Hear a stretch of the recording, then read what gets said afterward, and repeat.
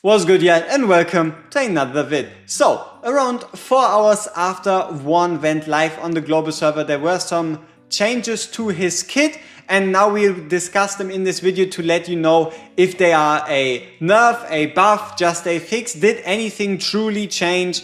That's what we're going to be talking about. So, the point of contention are two things. Number one, it's his Mind of Hatred passive, and number two, it's the A1 and the A3. So, the first thing that changed is in his Mind of Hatred, it went from 2 allied units to 2 allied fighters. So what this means is that now the shield break is always going to land on your fighters.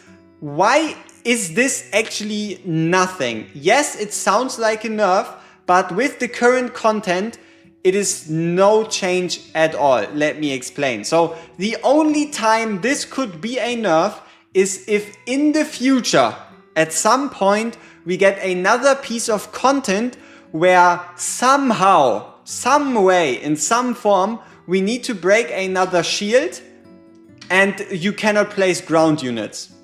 That's the only time this is ever relevant, and that is because of this. It says highest attack on the battlefield, and fighters have higher base attack than mages and marksmen. They always do, and they always will.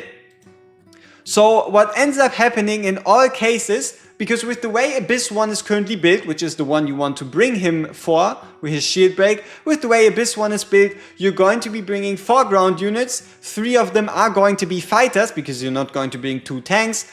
So you bring either 3 fighters or 4 fighters if you have a tanky fighter, and out of those fighters, all of them, it's either going to be someone like a Kigiri, it's going to be someone like a Wukong, it's going to be someone like a Phineas. The important part is, look at this crazy base attack, the important part is you're always going to have your highest attack units be your fighters. So even before any Vorn changes, your 2 shield break buffs would have went to your fighters anyway.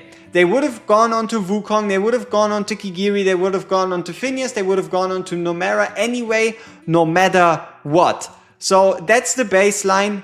But if in the future at some point there is a reason for you to want to put the shield break debuff on your ground units, then yes, something did change. On your platform units, then yes, something did change. But then again, your platform units need to have the highest attack, which doesn't happen if you're bringing ground units.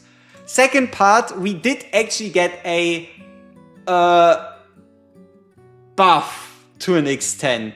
We got a buff, a slight one. So the A1 is still applies the shield break now to 3 allied fighters, which in all cases, when you're playing Abyss, you're gonna bring 3 fighters anyway. So for example, it's going to be Kigiri, Wukong, and then Numera. Those are gonna get the buffs. So nothing changes with this. But then on the A3, the number of targets affected by Awakened 1 increases by 1.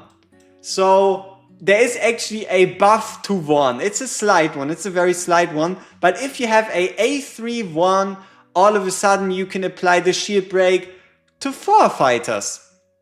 Why is that relevant? That is because if you're playing in Orisa, or if you do or play with Fercy properly enough, you can probably make a 4 or even 5 fighter comp work, meaning you would at the end of the day gain 1 more shield break. So moral of the story, long story short, nothing changed with Vorn that impacts you in any way, shape or form. He only got better on his A3. Peace!